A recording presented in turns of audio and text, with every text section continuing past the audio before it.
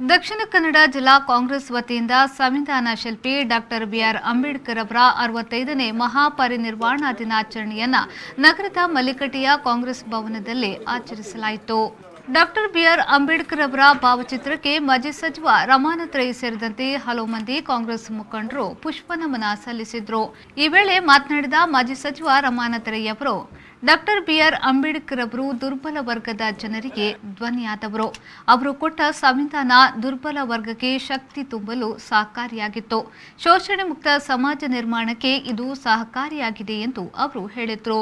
ಇವತ್ತು ಎಲ್ಲರಿಗೂ ಸಮಾನ ಅವಕಾಶಗಳು ಬೇಕು ಅಂತ ಹೇಳುವುದನ್ನು ತಿಳ್ಕೊಂಡಂತ ಒಂದು ಮೀಸಲಾತಿ ವ್ಯವಸ್ಥೆ ಈ ಭಾರತದಲ್ಲಿದೆ.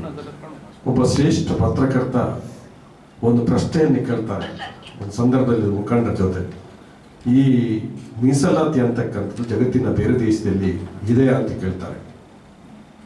ಮೀಸಲಾತಿ ಅಂತಕ್ಕಂಥದ್ದು ಬೇರೆ ದೇಶದಲ್ಲಿ ಇದೆ ಅಂತ, ಈ ದೇಶದಲ್ಲಿರ್ತಕ್ಕಂಥ ಜಾತಿ ಪದ್ಧತಿ ಇತರ ದೇಶದಲ್ಲಿ ಇದೆಯಾ ಅಂತ ಅವರು ಮರು ಉತ್ತರ ಕೊಡ್ತಾರೆ. ಅಂತಂದಾಗ ಈ ದೇಶದ ಪರಿಸ್ಥಿತಿಗೆ ಅನುಗುಣವಾಗಿ ಮೀಸಲಾತಿಯ ಅಗತ್ಯ ಅನ್ನೋದನ್ನ ನಾವೆಲ್ಲ ಒಪ್ಪಿಕೊಂಡಿದ್ದೇವೆ.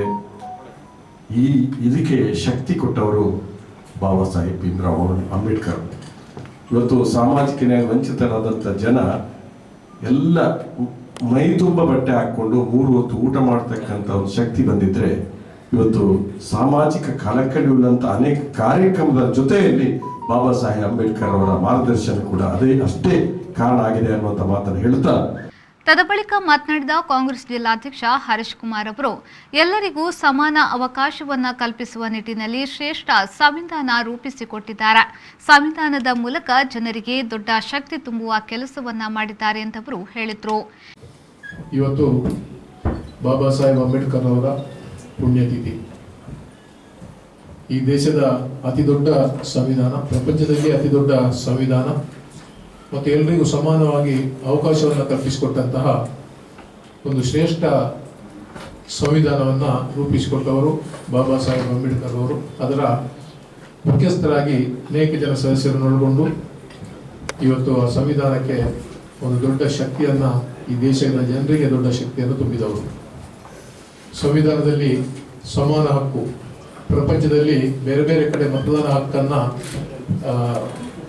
ನಿಗದಿಗೊಳಿಸುವಂಥ ವ್ಯವಸ್ಥೆ ಬೇರೆ ಬೇರೆ ದೇಶದಲ್ಲಿದೆ. ಆದರೆ ನಮ್ಮ ದೇಶದಲ್ಲಿ ಎಲ್ರಿಗೂ, ಅದು ಪುರುಷರಿಗೂ ಹಕ್ಕಿದೆ, ಮಹಿಳೆಯರಿಗೂ ಹಕ್ಕಿದೆ, ಅಂಗವಿಕಲರಿಗೂ ಹಕ್ಕಿದೆ, ಕೂಲಿ ಕಾರ್ಮಿಕರಿಗೂ ಹಕ್ಕಿದೆ, ಬಡವರಿಗೂ ಇದೆ. ಎಲ್ರಿಗೂ, ದೇಶದ ಪ್ರತಿಯೊಬ್ಬ ನಾಗರಿಕರಿಗೆ ಮತದಾನದ ಹಕ್ಕನ್ನು ಕೊಟ್ಟು ಸರ್ವರಿಗೂ ಸ್ವತಂತ್ರವಾಗಿ ಸಮಾನವಾಗಿ ಬಾಳುವಂಥ ಅವಕಾಶ ರೂಪಿಸಿಕೊಟ್ಟವರು. ಈ ವೇಳೆ ಮುಖಂಡರಾದ ಸಾಹುಲ್ ಹಮೀದ್, ಶಾಲೆಟ್ ಪಿಂಟು, ಶಶಿಧರ್ ಹೆಗ್ಡೆ, ವಿಶ್ವಾಸ್ ದಾಸ್, ಚಿತ್ತರಂಜನ್, ಹರಿನಾಥ್, ಕೋಡಿಜಾಲ್ ಇಬ್ರಾಹಿಂ ಸೇರಿದಂತೆ ಮೊದಲಾದವರು ಉಪಸ್ಥಿತರಿದ್ದರು.